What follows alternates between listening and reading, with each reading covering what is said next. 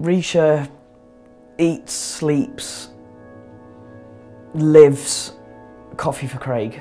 I'm sure Craig would be hugely proud. You know, I think he probably would never have expected this. The reason why we started was Craig was my brother, and he'd been rough sleeping in the streets of Cardiff for 4 years on and off. She sees every single person that comes through our door as someone that she can support to become their best possible version of themselves. I think he'd be proud. I hope he would. I hope he would.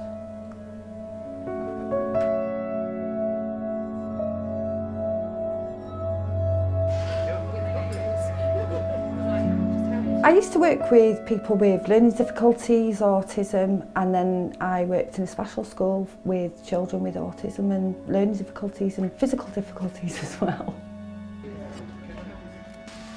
That's where her kind of skill set comes from, and she is just a natural caregiver. It was really difficult because obviously I didn't know anything about rough sleeping at all. So we started volunteering for a local charity called LifeShare to try and find out what the best way to help someone who was rough sleeping. We started to volunteer with them, get to know the guys and get to know about homelessness and rough sleeping from the experts basically. And what I used to do then, because I lived in Manchester, he lived in Cardiff, I used to go back and forth to Cardiff to see Craig and taking boxer shorts and socks and bits of clothes and stuff like that. And he said to me he'd like to start a family business, helping people with homelessness, helping people get off the streets and stuff like that, because he'd learnt so much in the time that he was rough sleeping, and he'd become very humbled by his experiences and what he'd seen and stuff. Craig White was my brother-in-law. He had a girlfriend, he had a young daughter, he was working on and off in children's homes, he did a little bit of work scaffolding, manual labour type jobs as well. He'd had a flat, he drove a BMW, he was completely fussy. When he used to come and see us, he used to make me take him to Sainsbury's to buy the best steak. He was a real character. He had blue eyes, real twinkle in his eyes, proper cheeky smile, got away with murder, absolutely did. He was just my brother. He always had bits of mental health problems and mental health issues. He had a nervous breakdown, he ended up getting sectioned and diagnosed with paranoid schizophrenia. He came up to visit us, stayed a weekend. I think that was really the point that we realised just how poorly Craig was. The two of us realised that Craig was on the streets and he was actually rough sleeping in doorways, and I felt really hopeless and helpless as to what we could do to support Craig, so we started volunteering at another charity in Manchester. In September 2014 I received a phone call from my sister saying that he died in a car park on his own of a heroin overdose. It was a shock to the system. I think it left Risha with an inability to grieve and to know what to do with this huge weight of emotions that she was under.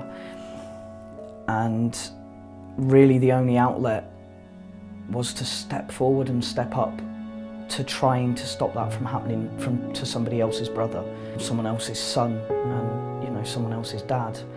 The real motivation was about just making one day a little bit easier for somebody who's going through similar or the same situation as Craig was going through. My world just completely fell away and I didn't really know what to do. So I put a post on Facebook saying, if you see someone who's rough sleeping, give them a cup of coffee and say it's from Craig. And then that's how Coffee4Craig started. Just over 12 months ago, as a 7-night-a-week provision, it's supported generously by volunteers. All those people are in need and all those people wouldn't have anywhere to go if we weren't here. We've probably got 2/3 volunteer to 1/3 staff team. And without our volunteers who give their time and they give their smiles and they give their love.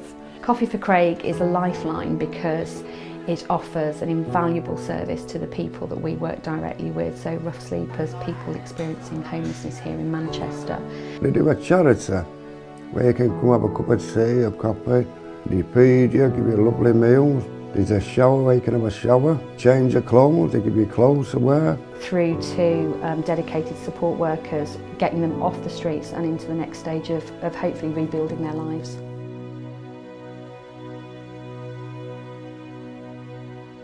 We started, there was just the two of us, myself and Hendrix, and we were going out through the streets. We got to know a lot of the people out on the streets through LifeShare and doing the breakfast project.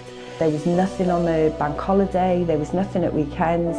So if people went into crisis or if people needed help or even just somewhere to go to get clean or to get fresh clothes, because they've got absolutely nowhere to turn to. Very dangerous, Manchester. You know, you're safe in a hotel, lock the door, you can have a shower. A nice comfortable bed for a change instead of a sleeping bag. They look after people really well, and I think that we need more places like this in the country, should I say, you know. If we didn't have this service, it's done well, very, very well, this place, I come here every night to get food and that. I think there is a sense of relief. But as I said, you know, for some of them it's a case of seeing that friendly face that they see, you know, week in, week out. We've still got volunteers that we started with 5 years ago that have been out on the streets with us, started from grassroots with us and have moved on with us through the 5.5 years, and they're just normal people. They're mums, they're dads. We've got some that are CEOs of big companies, we've got people that are on benefits that want to give a little bit back to the community. We've got people that have got mental health conditions that means that they can't work.